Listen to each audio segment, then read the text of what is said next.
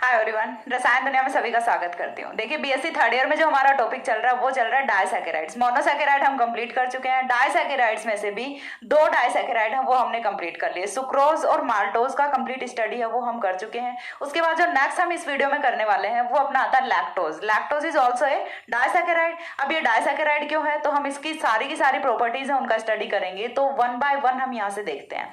सबसे first point जो यहाँ पे आता है वो आता है lactose also known as milk sugar. ठीक है, लैक्टोज को मिल्क शुगर भी कहते हैं। तो इस चीज के पीछे का रीजन क्या होता है, देखिए जितने भी एनिमल्स का जो मिल्क है उसमें लैक्टोज है वो प्रेजेंट होता है। ठीक है, इसीलिए हम इसे क्या बोलते हैं, मिल्क शुगर बोलते हैं। अब मिल्क में ये किस किस फॉर्म में प्रेजेंट होता है, क्योंकि देखिए हम तो क्या बोलते हैं कि जो sugars are crystalline solids, white crystalline solid, यही तो हम बोलते हैं। तो lactose is also white crystalline solid. तो फिर ये मिल्क में किस फॉर्म में प्रेजेंट होता है, देखिए मिल्क में ये जिस फॉर्म में प्रेजेंट होता है वो मैं आपको एक्सप्लेन करती हूँ कि किस तरह से आप मिल्क में से लैक्टोज का सेपरेशन है वो कर सकते हैं। तो यहाँ पे देखिए फर्स्ट ऑफ ऑल आपको क्या करना होता है कि जो भी आपका दूध होता है आप उसे पहले उसका पनीर बनाइए। ठीक है, पनीर किस तरह से बनाते हैं, हम उसमें कुछ भी सिरका वगैरह डालेंगे या फिर नींबू डालेंगे तो दूध है वो फट जाता है। उसके बाद हम उसमें से जो पनीर होता है उसे तो सेपरेट कर लेते हैं और जो वाटर जो वहां से फिल्ट्रेट वहां से बच जाता है उसको हम क्या करते हैं, हीट करते हैं।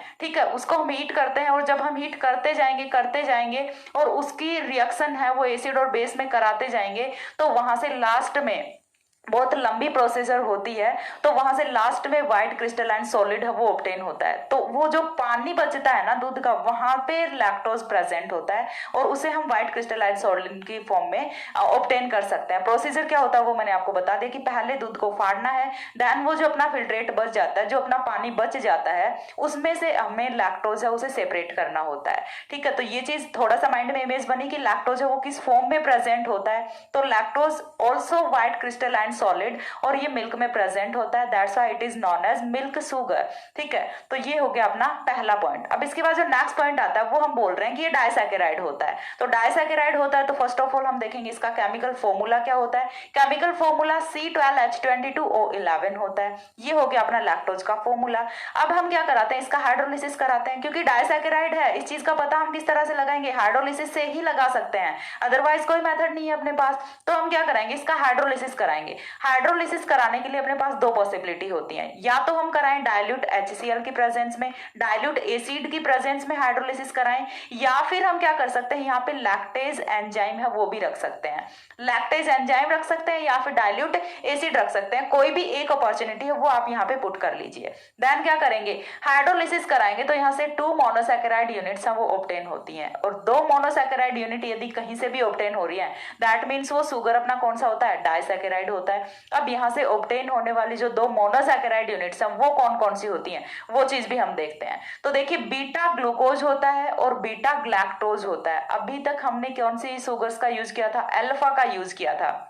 इस बार ग्लूकोज कौन सी फॉर्म में आया है, बीटा फॉर्म में आया है। तो बीटा ही यहाँ पे ग्लूकोज है और बीटा ही यहाँ पे ग्लैक्टोज है, ग्लैक्टोज, इसीलिए हम इसे क्या बोल रहे हैं, लैक्टोज बोल रहे हैं। ठीक है, तो यहाँ पे 2 शुगर्स प्रेजेंट होती हैं, दोनों शुगर्स हैं वो डिफरेंट हैं। देखिए मैंने आपको क्या बोला था डाइसैकेराइड्स के केस में कि जुड़ने वाली जो दोनों मोनोसैकेराइड यूनिट्स होती है ना वो सेम भी हो सकती है, डिफरेंट भी हो सकती है। तो हमने सेम वाला केस किस में देखा था, माल्टोज में देखा था। डिफरेंट वाला केस किस में देखा है हमने, लैक्टोज में और सुक्रोज में। यहाँ दोनों में जो मोनोसैकेराइड यूनिट्स हैं वो डिफरेंट होती हैं और माल्टोज में दोनों सेम होती हैं। तो हमने दोनों टाइप के केसेस की स्टडी है वो यहाँ पे की है। तो यहाँ पे दोनों जो मोनोसैकेराइड यूनिट्स हैं वो डिफरेंट होती हैं और दोनों हैं वो बीटा कॉन्फ़िगरेशन में होती हैं, दोनों बीटा आइसोमर्स होते हैं। तो हम देखते हैं कि यहाँ से अब और कौन कौन से पॉइंट्स होते हैं लैक्टोज के। तो सबसे पहला पॉइंट तो lactose also known as milk sugar. इसके बाद जो सेकेंड पॉइंट आता है वो आता है lactose is a white crystalline solid, white crystalline solid। ठीक है, क्यों, क्योंकि ये शुगर है और शुगर है वो सारे के सारे व्हाइट क्रिस्टलाइन सॉलिड की फॉर्म में ही प्रेजेंट होते हैं। इसके बाद जो सेकंड पॉइंट आता है वो आता है सॉल्युबिलिटी का। जब हमने सेपरेशन कर लिया तो अब हम क्या करेंगे, इसका टेस्ट करेंगे। टेस्ट में सबसे पहले हम फिजिकल जो प्रॉपर्टीज होते हैं उन्हीं का स्टडी करते हैं। और फिजिकल प्रॉपर्टीज में सबसे इजीली हम क्या कर सकते हैं, सबसे पहली चीज तो हम इसका कलर, इसकी फिजिकल स्टेट है वो देख लेते हैं। कलर व्हाइट है, फिजिकल स्टेट सॉलिड है, क्रिस्टलाइन सॉलिड है। अब हम क्या करेंगे, सॉल्युबिलिटी चेक करेंगे। तो सॉल्युबिलिटी चेक करते हैं तो देखिए शुगर है, और मैंने आपको शुगर का पहले ही केस में बता दिया था कि all sugars are soluble in water but insoluble in organic solvents. ठीक है, तो ये भी अपना वाटर सॉल्युबल होता है और ईथर और अल्कोहल में इनसॉल्युबल होता है। ठीक है, तो lactose is soluble in water whereas insoluble in ether and alcohols। ठीक है, तो सेकंड पॉइंट यहां से क्लियर हुआ। यहां से सेकंड पॉइंट अपना आता है, वो आता है सॉल्युबिलिटी का। इसके बाद जो थर्ड पॉइंट हम देखते हैं वो क्या देखते हैं, इसका पीपीएल यानी कि प्लेन पोलराइज्ड लाइट को ये किस वे में, किस डायरेक्शन में रोटेट कर रहा है वो चीज देखते हैं। तो ये एक डेक्स्ट्रो रोटेटरी शुगर होता है। ठीक है, it is and dextro rotatory sugar, dextro rotatory sugar. Dextro rotatory क्यों बोल रहे हैं, क्योंकि देखिए यहां से क्या आता है अपना बीटा डी प्लस होता है, ग्लूकोज भी प्लस का होता है और ग्लैक्टोज है वो भी यहां से प्लस का होता है। तो दोनों ही शुगर्स हैं वो यहाँ पे प्लस की हैं, यानी कि डेक्स्ट्रो रोटेटरी शुगर्स हैं। तो इसका जो सॉल्यूशन है वो भी क्या होगा, डेक्स्ट्रो रोटेटरी ही होगा। तो जो अपना लैक्टोज है वो डेक्स्ट्रो रोटेटरी शुगर होता है। दैट मीन्स ये क्या करेगा, प्लेन पोलराइज्ड लाइट को क्लॉकवाइज डायरेक्शन में रोटेट करता है। चीज क्लियर हुई। तो लैक्टोज अपना कौन सा होता है, लैक्टोज प्लस फॉर्म में होता है। हमने 3 शुगर्स पढ़े हैं डाइसैकेराइड्स में। सुक्रोज है ओनली, वो सुक्रोज में देखिए थोड़ा डिफरेंट केस होता है। वो वैसे तो डेक्स्ट्रो रोटेटरी होता है, लेकिन आफ्टर सॉल्यूशन, आफ्टर हाइड्रोलिसिस वो लेवो रोटेटरी में कन्वर्ट हो जाता है। लेकिन अपना माल्टोज है वो भी डेक्स्ट्रो रोटेटरी होता है, और जो अपना लैक्टोज है ये भी डेक्स्ट्रो रोटेटरी होता है। बेसिकली यदि हम देखें तो तीनों ही डेक्स्ट्रो रोटेटरी होते हैं। बट सुक्रोज के केस में हम क्या करते हैं कि आफ्टर हाइड्रोलिसिस उसका जो रोटेशन की डायरेक्शन है वो चेंज हो जाती है और वो क्या हो जाता है, लेवो रोटेटरी हो जाता है। तो ये अपना होता है डेक्स्ट्रो रोटेटरी। अब इसके बाद जो नेक्स्ट पॉइंट आता है वो आता है कि म्यूटा रोटेशन शो करेगा। इट रिप्रेजेंट्स या फिर इट शोज म्यूटा रोटेशन। ठीक है, म्यूटा रोटेशन है ये शो करता है। ठीक है, इसके बाद जो नेक्स्ट पॉइंट आता है melting point. Melting point of lactose is 423 kelvin. ठीक है, 423 केल्विन है ये इसका मेल्टिंग पॉइंट होता है। अब इसके बाद जो नेक्स्ट और इंपॉर्टेंट पॉइंट आता है वो आता है रिड्यूसिंग कैरेक्टर का। ठीक है, तो lactose is a reducing sugar. Lactose is a reducing sugar. देखिए ये यहां से बहुत इंपॉर्टेंट होता है। और ये रिड्यूसिंग क्यों है, because it will reduce Fehling solution and Tollens reagent,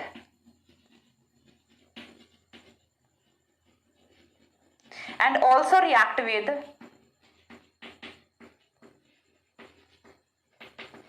hydroxylamine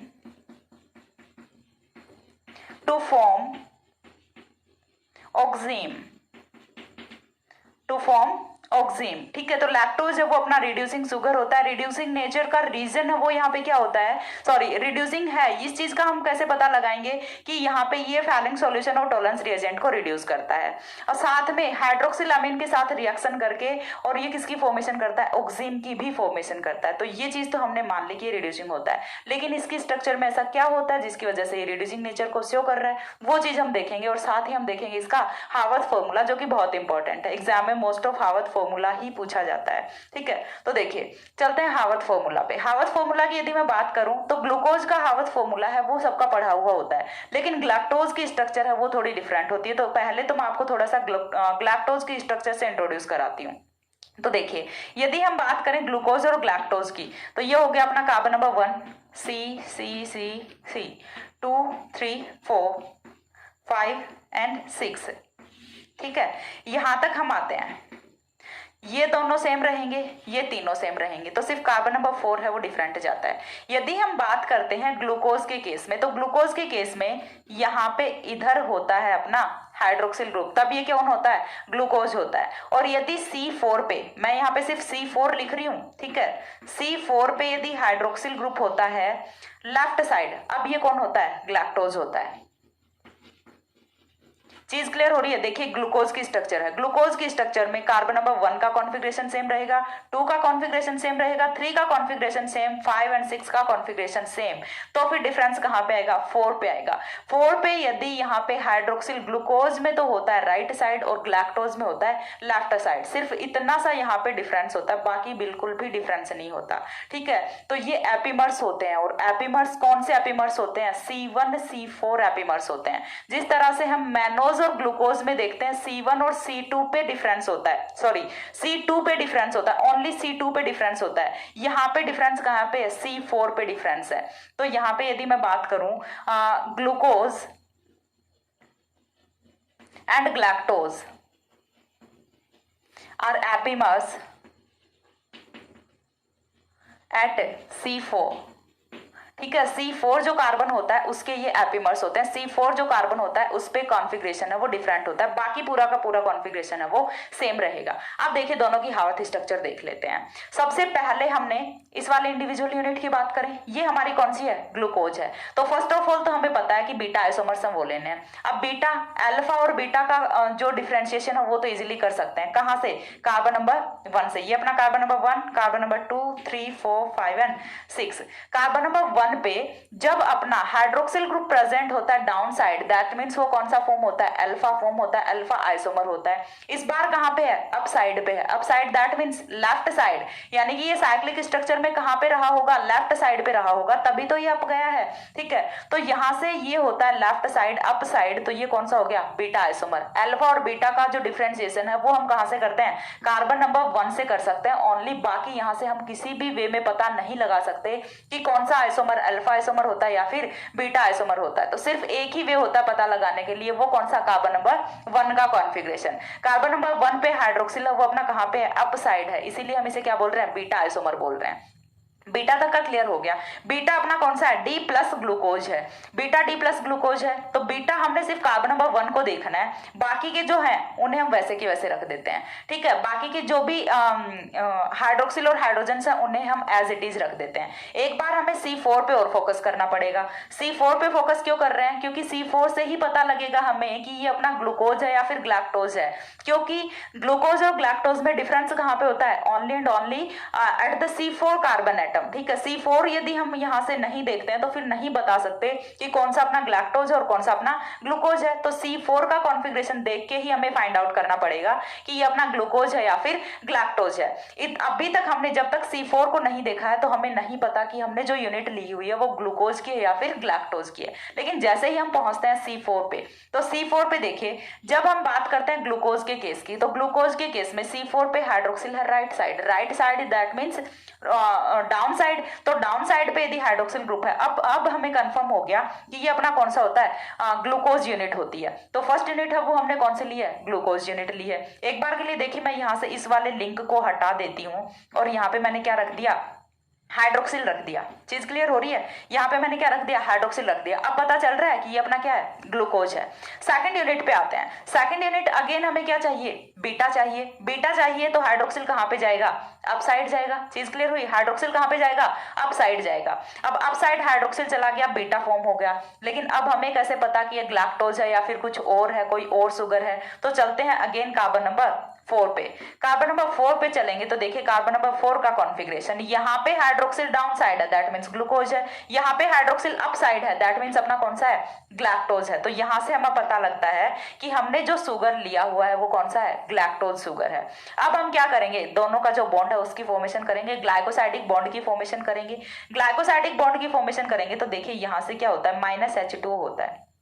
चीज क्लियर हो रही है। हमें क्या करना है, यहाँ से -H2O करना है, और -H2O करने से यहाँ से देखिए किस तरह से बॉन्ड की फॉर्मेशन होगी। H2O तो है वो तो यहाँ से कर गया एलिमिनेट, और H2O का एलिमिनेशन होने के बाद ये जो ऑक्सीजन है ये यहाँ से आके ग्लाइकोसाइडिक बॉन्ड की फॉर्मेशन करता है। अब ये जो ग्लाइकोसाइडिक बॉन्ड यहाँ पे फॉर्म हुआ है ये कौन सी टाइप का ग्लाइकोसाइडिक है, बीटा ग्लाइकोसाइडिक बॉन्ड होता है।